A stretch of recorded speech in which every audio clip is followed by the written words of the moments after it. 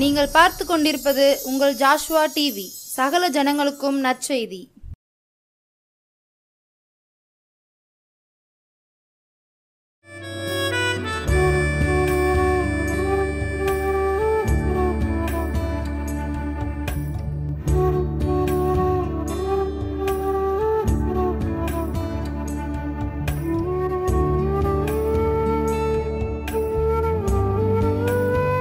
ஆண்டவராகிய இயேசு கிறிஸ்து நாமத்தினாலே உங்கள் யாவருக்கும் என் அன்பின் வாழ்த்துக்களையும் நன்றிகளையும் தெரிவிக்கிறேன்.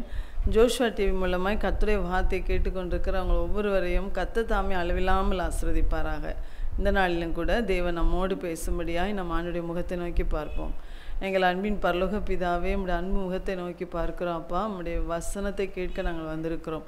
உம்முடைய வார்த்தையின் சத்தம் எங்கள் உள்ளங்களிலே எங்கள் இல்லங்களிலே தொனிக்கும்படியாக நாங்கள் ஜெபிக்கிறோம். உம்முடைய வார்த்தையின் வல்லமை கேட்கிற ஒவ்வொருத்தர் வாழ்க்கையிலும் வெளிப்படும்படியாக ஜெபிக்கிறோம்ப்பா. அடியாளை மறைத்துக்கொள்ளும், நீர் மாத்திரம் வெளிப்படும். இயேசுவின் நாமத்தில் பிதாவே, ஆமென். இந்த நாளிலும் கர்த்தர் நம்மோடு பேசும்படியாக கொடுத்த அவருடைய வார்த்தை மத்தேயு எழுதின சுவிசேஷம் 1ஆம் அதிகாரம் 23வது வசனம். அவன், இதோ ஒரு கன்னிகை கர்ப்பவதியாகி ஒரு குமாரனை பெறுவாள், அவருக்கு இம்மானுவேல் என்று பெயரிடுவார்கள் என்று சொன்னான். இம்மானுவேல் என்பதற்கு தேவன் நம்மோடு இருக்கிறார் என்று அர்த்தமாம். தேவன் நம்மோடு இருக்கிறார்.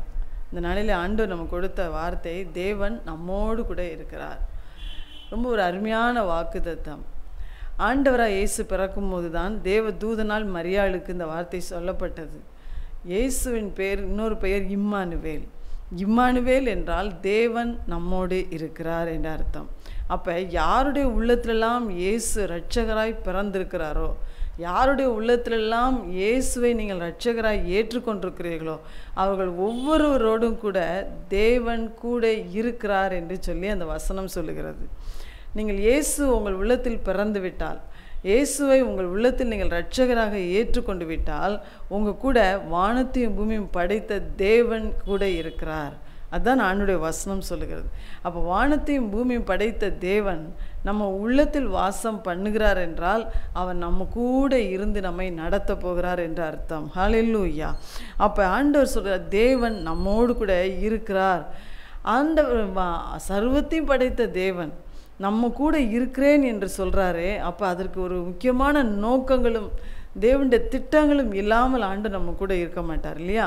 அப்போ ஆண்டு சொல்லுகிறார், அவர் எதற்காக நம்மோடு கூட இருக்கிறார், தேவன் எதற்காக நம்மோடு கூட இருக்கிறார். நிறைய நேரத்தில் ஆண்டு பயத்தில் நம்ம வாசிக்கும் போது, பயப்படாதே நான் உன்னுடனே கூட இருக்கிறேன், பயப்படாதே நான் உன் கூட இருக்கிறேன், உன் கூட இருக்கிறேன்னு சொல்லி ஏராளமான பக்தர்களோடு கர்த்தர் அப்படி பேசியிருக்கிறத நம்ம பார்க்குறோம். இன்றைக்கி ஆண்டு ஒரு சில காரியங்களை தேவன் நம்மோடு எதற்காக இருக்கிறார் என்று சொல்லி நம்ம கூட அவர் பேச விரும்புகிறார். முதலாவது, ஆண்டவர் இந்த உலகத்துக்கு வந்ததே நமக்கு நித்திய ஜீவனை பெற்றுக் கொடுப்பதற்காக. இயேசு தேவன் மனுஷகுமாரனாக இந்த உலகத்தில் அவதரித்து இயேசு என்ற பெயரில் வந்தார். அவர் தான் இம்மானுவேல். அப்போ அவர் இந்த உலகத்துக்கு வந்து 33 வருஷங்கள் வாழ்ந்து தன் ஜீவனை கொடுத்து மரித்து உயிரோடு எழும்பி இன்றைக்கு அவர் பிதாவின் வலது பார்சத்தில் வீற்றிருக்கிறார். அப்போ ஆண்டவர் சொல்கிறார், ஆண்டவர் இந்த உலகத்துக்கு வந்ததே உங்களுக்கும் எனக்கும் ஒரு நித்திய ஜீவனை, நித்தியமாய் வாழுகிற ஜீவனுள்ள ஒரு வாழ்க்கையை கொடுப்பதற்காக, அழிந்து போகாத ஒரு வாழ்க்கையை கொடுப்பதற்காகத்தான் இயேசு இந்த உலகத்துக்கு வந்தார்.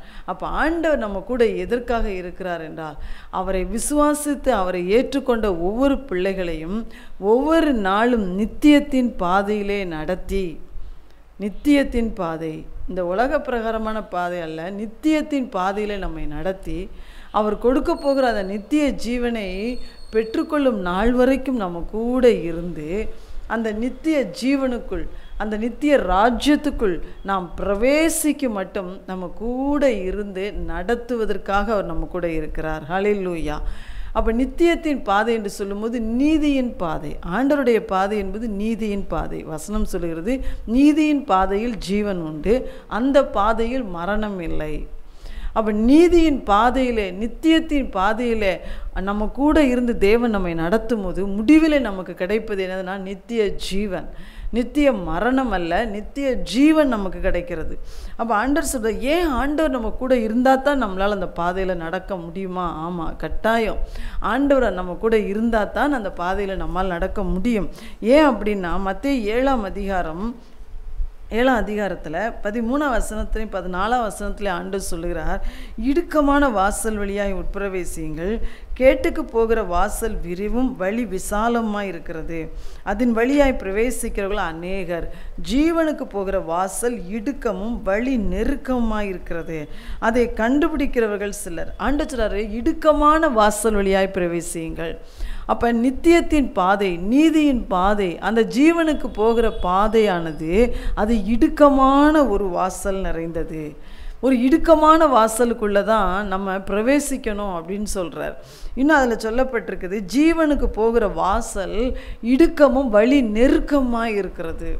ஆனால் அதே நேரம் கேட்டுக்கு போகிற வாசலோ விரிவும் வழி விசாலமாக இருக்கிறது. கேட்டுக்கு என்று சொன்னால் அழிவுக்கு, அந்த நரகத்தின் ஆக்கினைக்கு போகிற வாசல் ரொம்ப விரிவானது. நீங்கள் என்ன வேணாலும் பாவங்களை அனுபவிக்கலாம், என்ன வேணாலும் இந்த உலகத்தில் நீங்கள் அனுபவங்களை அனுபவிக்கலாம், எப்படி வேண்டுமானாலும் வாழலாம். அதுதான் கேட்டுக்கு போகிற வாசல், அழிவுக்கு போகிற வாசல். அது ரொம்ப வழி விசாலமானது. அங்கே எந்த கண்டிஷனும் உங்களுக்கு கிடையாது, எந்த ஒரு கட்டுப்பாடும் உங்களுக்கு கிடையாது. நீங்கள் உங்கள் மனம் போல் நீங்கள் வாழலாம். ஆனால் அதன் முடிவோ மரணம் என்று வேதம் சொல்கிறது. ஆனால் ஆண்டவர் சொல்கிறாரு, நீ என்னுடைய பிள்ளையாய் மாறிவிட்டால், என்னை நீ விசுவாசித்து ஏற்றுக்கொண்டு விட்டால், நீங்கள் நானும் இடுக்கமான ஒரு வாசலுக்குள்ளே தான் பிரவேசிக்கணும். அந்த இடுக்கமான வாசல் இடுக்கமும் வழி நெருக்கமுமாய் நிறைந்தது. வழி நெருக்கம், அது இடுக்கம். அதாவது நிறைய பாவம், அதை செய்யக்கூடாது இதை செய்யக்கூடாது என்ற நிறைய கட்டுப்பாடுகள் நமக்கு உண்டு. நிச்சய அடக்கங்கள் வேணும். நம்முடைய மாம்சம் சிலுவையில் அறையப்படணும். பரிசுத்தமாக நம்ம வாழணும். தேவ கட்டளைகளுக்கு நம்ம கீழ்ப்படியணும். கர்த்தர் விரும்புகிறபடி தான் செய்யணும். இப்படி நிறைய இடுக்கமான பாதை உண்டு. அது மாத்திரம் இல்லை, நிறைய துன்பங்கள் நமக்கு உண்டு, நெருக்கங்கள் உண்டு. அவருடைய நாமத்தின் நிமித்தமாய், அவரை ஏற்றுக்கொண்டது நிமித்தமாய் சில துன்பங்கள் வரும். அதனால தான் பவுல் சொல்லிக்கிறார், உபத்திரங்களின் வழியாக நீங்கள் தேவனுடைய ராஜ்யத்துக்குள் பிரவேசிக்க வேண்டும் என்று சொன்னார். இயேசு என்ன சொன்னார்? உலகத்தில் உங்களுக்கு உபத்திரம் உண்டு, ஆனாலும் திடன் கொள்ளுங்கள், நான் உலகத்தை ஜெயித்தேன் என்று சொன்னார். அப்போ ஆண்டவர் சொல்லுகிறார், இந்த இடுக்கமான வாசலுக்குள்ள நிறைய பேர் உள்ள வரமாட்டாங்க. நிறைய பேர் அதை தெரிந்து கொள்ளவும் மாட்டாங்க. ஏன்னா மக்களுக்கு மனம் போல வாழணும், தங்கள் இஷ்டம் போல அனுபவிக்கணும், எல்லாவற்றையும் கட்டுப்படுத்துறது பிடிக்காது. அப்போ இன்றைய சந்ததிகளுக்கு கூட நம்ம கட்டுப்படுத்துவது அவங்களுக்கு பிடிக்காது. ஆனால் ஆண்டவர் சொல்கிறார், அதை கண்டுபிடிக்கிறவர்கள் சிலர் தான் கண்டுபிடிப்பார்கள். ஆனால் அந்த பாதைக்குள்ளே போகும்போது நீ விருப்பத்தோடு வாஞ்சியோடு அந்த இடுக்கமான வழியை நீ தெரிந்து கொள்வாய் என்றால், ஆண்டவர் நான் உன் கூட இருப்பேன். உன் கூட இருந்து, தேவன் நம்மோடு கூட இருக்கிறார் என்ற வார்த்தையின்படி உன் கூட இருந்து அந்த நித்தியத்தின் பாதைக்குள்ளே உன்னை நான் நடத்துவேன். அதை தான் ஆண்டவர் சொல்லியிருக்கிறார். நீ தண்ணீர்களை கடக்கும் போது நான் உன்னோடு இருப்பேன், நீ ஆறுகளை கடக்கும் போது அவைகள் உன்மேல் புரளுவதில்லை அப்படின்னு சொல்லி. அப்போ உபத்திரவங்கள், நெருக்கங்கள் வரும்போது நம்ம கூடயே அவர் இருக்கிறார், கூடயே இருந்து அந்த பாதையிலே நடத்துகிறார். அது மாத்திரம் இல்லை, பாவ சோதனைகள், உலக சோதனைகள், பலவிதமான நம்மை வீழ்த்தும்படியான சோதனைகள், போராட்டங்கள் வந்தாலும் கூட நம்ம கூட இருந்து நமக்கு ஜெயம் கொடுக்கிறார். யோசேப்போடு கர்த்தர் கூட இருந்து அவனுக்கு வந்த எல்லா பாவ சோதனைகளையும் அவனை ஜெயிக்க வைத்தார். அப்போ கர்த்தருடைய பிள்ளைகள் ஆண்டவரை விசுவாசித்து ஏற்றுக்கொள்ளும் போது அவங்க யாரெல்லாம் அந்த இடுக்கமான பாதையை, அந்த பரலோகத்தின் பாதையை, அந்த நித்தியத்தின் பாதை தான் எனக்கு வேண்டும் தெரிந்து கொள்கிறாங்களோ அவங்க கூட நான் இருக்கிறேன் என்று கர்த்தர் சொல்லுகிறார். ஹல்லேலூயா. அப்போ நம்ம கூட ஆண்டவர் இருக்கணும்னா நாம் அந்த பாதையை வாஞ்சிக்கணும். அண்ணா எப்படியாவது அவருடைய ராஜ்யத்துக்குள்ளே போகணும், நான் எப்படியாவது அந்த பரலோக ராஜ்யத்தை சுதந்திரிக்கணும், நானும் இயேசுவோடு அந்த நித்திய ஜீவனை பெற்றுக்கொண்டு வாழணும் அப்படின்ற தாகமும் வாஞ்சியும் இருக்கும் என்றால் கட்டாயம் நீங்கள் அந்த பாதையை தெரிந்து கொள்வீர்கள். அப்போ ஆண்டவர் சொல்கிறார், இந்த கேட்டுக்கு போகிற வழியை தெரிந்து கொள்ளாதீங்க. கட்டுப்பாடற்ற அந்த வாழ்க்கை, மனம் போல இன்பங்களை அனுபவிக்கிற அந்த வாழ்க்கை உங்களுக்கு வேண்டாம். அது உங்களை மரணத்துக்குள் கொண்டு போகும். அந்த பாதையில் போகிறவங்களோடு இயேசு கூட இருக்க மாட்டார். ஆனால் ஆண்டவர் சொல்கிறார், இடுக்கமான வாசல் வழியாய் பிரவேசியுங்கள். ஜீவனுக்கு போகிற வாசல் வழி நெருக்கமானது தான், இடுக்கமானது தான். ஆனால் நான் உங்களோடு கூட இருக்கிறேன் இருக்கிறேன் என்று சொல்லுகிறார். அந்த பாதையில் நம்மளை வலுவாதபடி காத்து, நம்மை வழி விலகாதபடி காத்து, ஒருவேளை நாம் வழி விலகி போனாலும் கூட நம்மை மறுபடியும் அவர் தூக்கி நிறுத்தி நம்மை கடைசி வரை அவருடைய ராஜ்யத்துக்குள் கொண்டு போய் சேர்க்க இயேசு நம்ம கூட இருக்கிறார். ஹல்லேலூயா. அப்போ ஆண்டவர்கிட்ட அப்படிப்பட்ட வாழ்க்கையை நீங்கள் வாஞ்சிங்க. ஐயோ, சிலருக்கு பார்த்தீங்கன்னா ஆண்டவர்கிட்ட வர்றதுக்கு ரொம்ப பயம். ஏன்னா அதை செய்யக்கூடாது, இந்த பாவத்தை செய்யக்கூடாது, அப்படி வாழக்கூடாது, இப்படி வாழக்கூடாதுன்னு சொல்லுவாங்களே, இந்த உலகத்தில் இருக்க வரைக்கும் தான் இதை அனுபவிக்க முடியும்னு சொல்லுவாங்க. இல்லை, உலகம் எல்லாம் மாயை, மாயை எல்லாம் மாயை என்று கர்த்தருடைய வசனம் சொல்லுகிறது. இந்த மாயையை அனுபவிப்பதனால கொஞ்ச நேரம் சந்தோஷம்தான், ஆனால் அதற்கு பின்போ அது நம்மை மரணத்துக்குள், நித்திய மரணத்துக்குள் கொண்டு போகிறது. அதனால தான் ஆண்டவர் சொல்கிறார், இடுக்கமான வாசலுக்குள்ளே உட்பிரவேசியுங்கள், தேவன் நம்மோடு கூட இருந்து நம்மை நடத்துவார். ரெண்டாவதாக ஆண்டவர் சொல்கிறார், தேவன் நம்மோடு கூட எதற்காக இருக்கிறார் அப்படின்னா, என்னாகமம் புஸ்தகம் 13ஆம் அதிகாரத்தில் ஒரு சம்பவம் சொல்லப்பட்டிருக்கு. அதாவது நம்முடைய பலத்துக்கு மிஞ்சின எந்த ஒன்று காரியமும் நம்முடைய வாழ்க்கையில் இருக்கும்போது அது நாம் சுதந்திரிக்க வேண்டிய ஆசீர்வாதமாக இருக்கலாம், அல்லாவிட்டால் நாம் சந்திக்கிற ஒரு பயங்கரமான ஒரு பிரச்சனையாக இருக்கலாம், எதுவாண்டுமான அது ஊழியத்தின் காரியமாக இருக்கலாம், உங்கள் குடும்பத்தின் காரியமாக இருக்கலாம், உங்கள் பிரச்சனை எதுவாக இருக்கலாம், எந்த ஒரு காரியம் உங்கள் பலத்துக்கு மிஞ்சி இருக்கிறதோ அந்த காரியத்தை சுதந்திரிக்க, அந்த காரியத்தை ஜெயிக்க இயேசு நம்மோடு கூட இருக்கிறார். ஹல்லேலூயா. அது ஒரு சம்பவத்தை ஆண்டவர் அதில் எழுதி வச்சிருக்கிறார் பாருங்க. என்னாகமம் 13ஆம் அதிகாரத்தில் இஸ்ரவேல் ஜனங்கள் வனாந்திரத்தில் இருக்கிறாங்க. 40 வருஷம், அதாவது 40 நாட்கள் அவர்கள் இஸ்ரவேல் ஜனங்களுக்கு ஆண்டவர் கானான் தேசத்தை வாக்கு பண்ணி இருக்கிறார். அவங்க இனிமேதான் அந்த தேசத்தை போய் சுதந்திரிக்க போகணும். அப்போ சுதந்திரிக்க போகும் முன்னால் மோசே ஒவ்வொரு கோத்திரத்துக்கும் ஒரு நபராக 12 நபரை தெரிந்தெடுத்து, நீங்கள் போய் ஆண்டவர் நமக்கு வாக்கு பண்ணியிருக்கிற அந்த நல்ல பாலும் தேனும் ஓடுகிற அந்த தேசம் எப்படிப்பட்டதுன்னு போய் சுற்றி பார்த்து வாங்க, அதில் உள்ள கனிகள் ஒரு சிலவற்றை எடுத்துகிட்டு வாங்க அப்படின்னு அனுப்பிவிடுறார். அப்போ 12 பேரும் போயிட்டு 40 நாள் கழித்து வர்றாங்க. 40 நாள் கழித்து வந்து அவங்கள 10 பேர் சொல்கிறாங்க, அந்த மோசையை பார்த்து, நீர் அனுப்பின தேசம் நல்ல தேசம், பாலும் தேனும் ஓடுகிற தேசம்தான், ஆனாலும் 28ஆம் வசனத்தில் அவங்க சொல்கிறாங்க பாருங்கள், அந்த தேசத்தில் குடியிருக்கிற ஜனங்கள் பலவான்கள், பட்டணங்கள் அரணிப்பானவைகள், மிகவும் பெரியவைகளாக இருக்கிறது, அங்கே ராட்சதர்கள் இருக்கிறாங்க, அதனால நம்மால் அந்த தேசத்தை எளிதாய் சுதந்திரிக்க முடியாது அப்படின்னு சொல்லி பயப்படுறாங்க. அவங்களுக்குள்ள அதில் நம்பிக்கையே வரலை. ஏன்னா பெரிய பலவான்கள் இருக்கிறாங்க, அந்த தேசம் ரொம்ப அரணிப்பான பட்டணங்களாக இருக்கிறது, அடுத்து மிகவும் பலமுள்ளவைகளாக இருக்கிறது, பயங்கரமானவைகளாக இருக்கிறது, பெரியவைகளாக இருக்கிறது. இப்படி தான் நமக்கும். ஆனால் ஆண்டவர் அவங்களுக்கு வச்சிருக்க தேசமும் ஆசீர்வதிக்கப்பட்ட தேசம்னு அவங்களுக்கு நல்லா தெரியுது. இப்படி தான் ஆண்டவர் நம்ம முன்னால் வைத்திருக்கிற ஆசீர்வாதம் ரொம்ப ரொம்ப அருமையானது தான். ஆனால் அதை சுதந்திரிக்க வேண்டிய அந்த பாதைகளோ ரொம்ப பலமுள்ளதாகவும் பெரியவைகளாகவும் பராக்கிரமம் நம்ம பலத்துக்கு மிஞ்சின ஒரு காரியமாகவும் இருக்கலாம். அதனால் ஒரு சிலர் நம்ம அந்த ஆசீர்வாதத்தை, எனக்கு அப்படி ஒரு ஆசீர்வாதமே எனக்கு வேண்டான்னு சொல்லி நம்ம பின்வாங்கி போய் விடுவோம். ஆனால் ஆண்டவர் சொல்கிறார், உன்னை பலத்துக்கு மிஞ்சின எந்த ஒரு காரியமாக இருந்தாலும் நீ சுதந்திரிக்க வேண்டிய அந்த ஆசீர்வாதத்தை சுதந்திரிக்க கர்த்தர் உன்னோடு கூட இருக்கிறார் என்று சொல்லுகிறார். ஹல்லேலூயா. அப்போ இந்த 10 பேருக்கும் ஆண்டவர் நம்ம கூட இருக்கிறார்ன்ற நம்பிக்கை இல்லை, அந்த விசுவாசம் இல்லை. அதனால ஆண்டவர் வாக்கு பண்ண அந்த தேசத்தை சுதந்திரிக்க அவங்க ரொம்ப முறுமுறுத்தாங்க, ரொம்ப புலம்புனாங்க, மனம் தளர்ந்தாங்க. ஆனால் காலேப் யோசுவா என்ற 2 பேர், 12 பேரில் மீதி 2 பேர், அதில் காலேப் சொல்கிறாரு, இல்லை இல்லை, அவர்களை காத்த நிழல் அவங்கள விட்டு விலகி போயிட்டு கர்த்தர் நம்ம கூட இருக்கிறார். காலேப் கர்த்தர் தங்களோட கூட இருக்கிறத அவர் உணர்றார். உணர்ந்து நம்பிக்கையோட விசுவாசத்தோட சொல்கிறார், கர்த்தர் நம்ம கூட இருக்கிறார், அதனால நம்ம அவங்களுக்கு பயப்பட வேண்டாம். அவங்க பெரியவங்க, பலமுள்ளவர்களாய், பலவான்களாய், அவங்க பெரிய பட்டணங்களாய், அரணிப்பானவர்களாய் இருந்தாலும் நாம் இதை எளிதாய் சுதந்திரித்து கொள்ளலாம்னு சொல்லி விசுவாசத்தோடு பேசுகிறார். அப்போ ஆண்டவர் இன்னைக்கு சொல்கிறாரு, உங்களுக்கு முன்பாக ஏதோ ஒரு காரியம் உங்கள் பலத்துக்கு மிஞ்சின காரியமாக இருக்கிறது, அதனால் நீங்கள் சோர்ந்து போய் பின்வாங்கி போய், ஜெபத்தில் கூட நீங்கள் பின்வாங்கி போய் இருந்திருக்கலாம், விசுவாசத்தில் நீங்கள் பின்வாங்கி போய் இருக்கலாம். ஆண்டவர் சொல்கிறார், உனக்கு முன்பாக இருக்கிற எப்படிப்பட்ட உன் பலத்துக்கு மிஞ்சின காரியமாய், அது உன்னால் அதை செய்ய முடியாதுன்ற நினைக்கக்கூடிய அளவிற்கு ஒரு காரியமாக இருந்தாலும் கர்த்தர் சொல்கிறார், நீ அதை ஜெயித்து கொள்ளலாம், நீ அதை ஜெயிக்கலாம், நீ அதை சுதந்திரித்து கொள்ளலாம், சேனைகளின் கர்த்தர் உன்னோடு கூட இருக்கிறார் என்று ஆண்டவர் நமக்கு வாக்கு கொடுக்கிறார். அதனால் நீ மனம் தளர்ந்து போகாதே, விசுவாசத்தோடு, ஜபத்தோடு, விசுவாசத்தோடு எழும்பி கர்த்தர் உனக்கு முன்பாய் வைத்திருக்கிற அந்த ஆசீர்வாதத்தை நீ சுதந்திரித்துக்கொள் என்று ஆண்டவர் நமக்கு வாக்கு, சுதந்திரித்துக்கொள் என்று சொல்லி ஆண்டவர் நம்மை பார்த்து சொல்லுகிறார். ஹல்லேலூயா. அப்போ தேவன் நம்மோடு கூட இருப்பது எதற்காக? இந்த உலகத்தில் நமக்கு மிஞ்சின பலத்தோடு இருக்கிற காரியங்களை, ஒருவேளை அது தடையாக இருக்கலாம், ஆசீர்வாதத்துக்கு தடையாக இருக்கிற காரியமாக இருக்கலாம், அந்த தடைகளை உடைக்க ஆண்டவர் நம்ம கூட இருக்கிறார். ஒருவேளை நம்ம சுதந்திரிக்க வேண்டிய அந்த காரியத்துக்கு நம்ம ஒரு வேளை நிறைய மிஞ்சின பலத்தோடு நம்ம கூட அதை போராடி கொண்டு இருக்கலாம். ஆண்டவர் சொல்ற, எதுவாக இருந்தாலும் நான் உன் கூட இருக்கிறேன், நீங்கள் விசுவாசத்தோடு, கர்த்தர் உன் கூட இருக்கிறார் என்ற விசுவாசத்தோடும், அதற்காக நீங்கள் பண்ணுகிற ஜபத்தோடும் கூட நீங்கள் செயல்படும் போது, நாம் முன்னேறி செல்லும் போது நாம் அதை எளிதாய் சுதந்திரித்து கொள்ளலாம். ஹல்லேலூயா. அதற்குத்தான் தேவன் நம்மோடு கூட இருக்கிறேன் என்று வாக்கு கொடுக்கிறார்.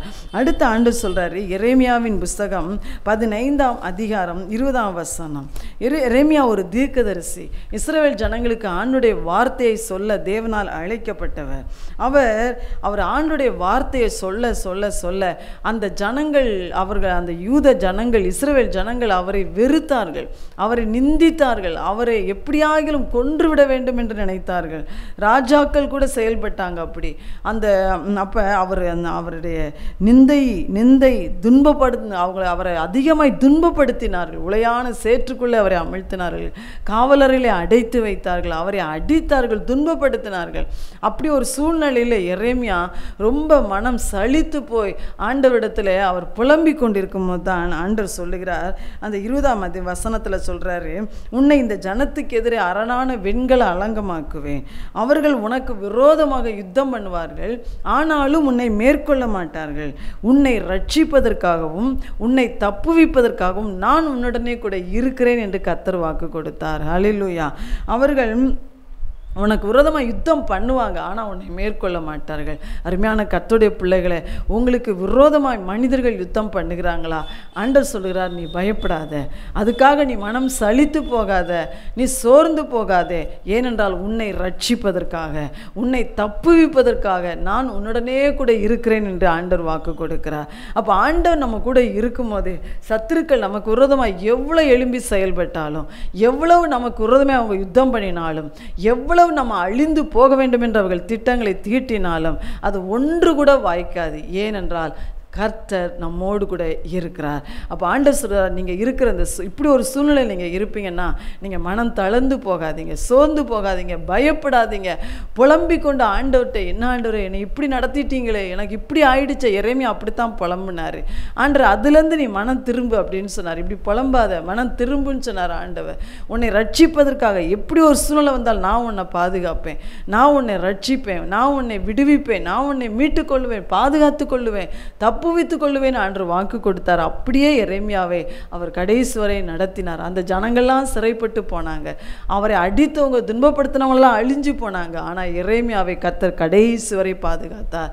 இப்படிப்பட்ட சூழ்நிலையில் இருக்கிற தேவ பிள்ளைகளை நீங்களும் கூட புலம்பிக் கொண்டீங்கன்னா கர்த்தர் சொல்கிறார், உன்னை ரட்சிப்பதற்காக, உன்னை தப்புவிப்பதற்காக நான் உன்னோடு கூட இருக்கிறேன்னு ஆண்டவர் சொல்கிறார். கடைசி ஆண்டவர் சொல்கிறார், மத்தேயு 28ஆம் அதிகாரத்தில் ஆண்டவர் உயிரோடு எழுந்த பின், மரித்து உயிரோடு எழுந்த பின்பு சீஷர்களை பார்த்து கடைசி ஆண்டவர் சொன்னார்.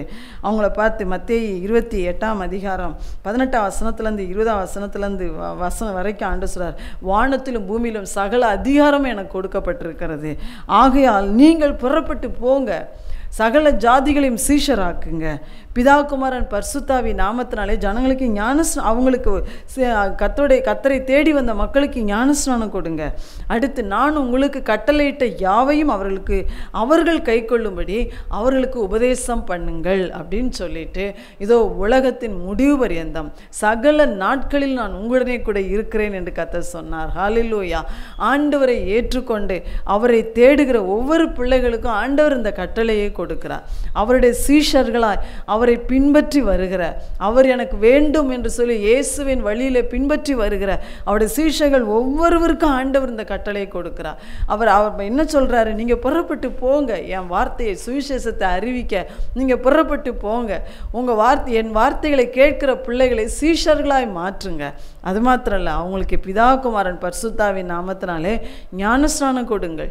அவர்களை தொடர்ந்து என்னுடைய வார்த்தைகளை, நான் உங்களுக்கு சொன்ன வார்த்தைகளை, இந்த வேதத்தில் உங்களுக்கு நான் எழுதி வைக்க வார்த்தைகளை அவர்களுக்கு நீங்கள் உபதேசம் பண்ணுங்கள் என்று சொல்லி ஆண்டவர் சொன்னார். இதெல்லாம் செய்யறதுக்கு உங்களால் முடியும். ஏன்னா இதோ உலகத்தின் முடிவு பரியந்தம் சகல நாட்களிலும் நான் உங்களோடு கூட இருக்கிறேன் என்று சொன்னார். அப்போ ஆண்டவரை பின்பற்றி வருகிற பிள்ளைகளுக்கு நமக்கும் வேலை உண்டு. தேவனுடைய ராஜ்யத்துக்காக நம்ம செயல்படுகிற வேலை நம்ம ஒவ்வொருத்தருக்கும் உண்டு. நம்ம சுவிசேஷத்தை அறிவிக்க வேண்டிய வேலை உண்டு. நம்ம ஆண்டவரை ஏற்றுக்கொண்ட பிள்ளைகளை சீஷர்களாய் மாற்றுகிற வேலை உண்டு. அவர்களை தொடர்ந்து ரட்சிப்பின் வழியிலே நடத்தணும். அவர்களுக்கு கர்த்தருடைய வார்த்தையை உபதேசிக்கணும். இதில் தேவன் உங்களுக்கு எந்த பணிகளை வேண்டுமானாலும், ஆண்டவர் இதில் எதன் வேண்டுமானாலும் தேவன் உங்களுக்கு கொடுத்துருக்கலாம். அதை கர்த்தர் நமக்கு கட்டளையாய் கொடுத்துருக்கிறார். நாம் அதை கட்டாயம் செஞ்சு முடிக்கணும். ஆனால் ஐயோ என்னால் இதெல்லாம் எப்படி செய்ய முடியும் நம்ம நினைக்கக்கூடாது. கர்த்தர் சொல்கிறார், உலகத்தின் முடிவு வரைக்கும் நான் உங்களோடு கூட இருக்கிறேன். அப்போ கர்த்தருடைய பிள்ளைகளுக்கு என்று ஆண்டவர் கொடுத்திருக்கிற இந்த வேலைகளை, இந்த கட்டளைகளை நிறைவேற்றுவதற்கு நம்ம இந்த உலகத்தில் எத்தனை இன்னைக்கு கர்த்தருடைய ராஜ்யத்தின் காரியத்தை அறிவிக்கிறதுக்கு பல துன்பங்கள், பல போராட்டங்கள், எதிர்ப்புகள், பலவிதமான காரியங்கள் இன்னைக்கு காணப்பட்டாலும் கூட ஆண்டவர் சொல்கிறார், நான் உங்கள் கூட இருக்கிறேன், நீங்கள் நான் இட்ட கட்டளையை நீங்கள் நிறைவேற்றுங்கள் என்று சொல்லி ஆண்டவர் இதற்கென்று அழைக்கப்பட்ட ஒவ்வொரு பிள்ளைகளையும் பார்த்து சொல்லுகிறார், நான் உன்னோடு கூட இருக்கிறேன், நீ பயப்படாதே. பவுல அப்போஸ்தலன் பாருங்கள், சுவிசேஷத்தை அறிவிக்கும்படியாக நாடுகள் தோறும் அவர் புறப்பட்டு போனார், பட்டணங்கள் தோறும் புறப்பட்டு போனார். அவரை எதிர்த்த மக்கள், துன்பப்படுத்தின மக்கள் நிறைய பேர் இருந்தாங்க. ஆனால் அந்த நேரத்திலலாம் ஆண்டவர் பவுலின் தரிசனத்தில் பவுலின் அருகே வந்து நின்று சொல்கிறாரு, பவுலே நீ பயப்படாதே, நான் உன்னோடு கூட இருக்கிறேன். உன்மேல் இந்த பட்டணத்தில் நிறைய பேர் எனக்கு இருக்காங்க, ஒருவனும் உன்மேல் கைப்படுவதில்லை, உனக்கு ஒருவனும் தீங்கு செய்ய முடியாது, நான் உன் கூட இருக்கிறேன், நீ தைரியமாக பேசு, நீ மௌனமாக இராதே என்று சொல்லி ஆண்டவர் நான் கூட இருக்கிறேன் என்று சொல்லி பவுல் அப்போஸ்தலனை திடப்படுத்தி தைரியப்படுத்தி கடைசி வரைக்கும் அவருடைய ஓட்டத்தை ஓடி முடிப்பதற்கு ஆண்டவர் உதவி செய்தார். அதே போல தான் இன்னைக்கு அழைக்கப்பட்ட நம்மை, தெரிந்து கொள்ளப்பட்ட நம்மை, தேவன் நம்மேல் வைத்த கட்டளைகளை நாம் நிறைவேற்றுவதற்காக நம்ம கூட இருக்கிறேன் என்று சொல்லுகிறார். ஒருவேளை இதெல்லாம் நம்ம மனம் தளர்ந்து போய் இருந்திருந்தோம்னா, சோர்ந்து போய் இருந்தா, பின்வாங்கி போயிருந்தா, இன்னைக்கு ஆண்டவர் சொல்கிறார், தேவன் உன்னோடு கூட இருக்கிறார், நீ எழும்பி செயல்படு, பயப்படாதே, பலங்கொண்டு திடமனதாகிற என்று சொல்லி ஆண்டவர் நம்மை திடப்படுத்துகிறார். அந்த தேவனுடைய கரத்தில் நம்ம ஒப்பு கொடுத்து ஆண்டவரால் நம்ம பலப்படுத்தப்பட்டு நாம் செயல்படுவோமா? ஜெபம் பண்ணுவோம். எங்கள் அன்பின் பரலோக பிதாவே, நன்றியோடு துதிக்கிறேன். தேவன் எங்களோடு கூட இருக்கிறதற்காக ஸ்தோத்திரம்ப்பா.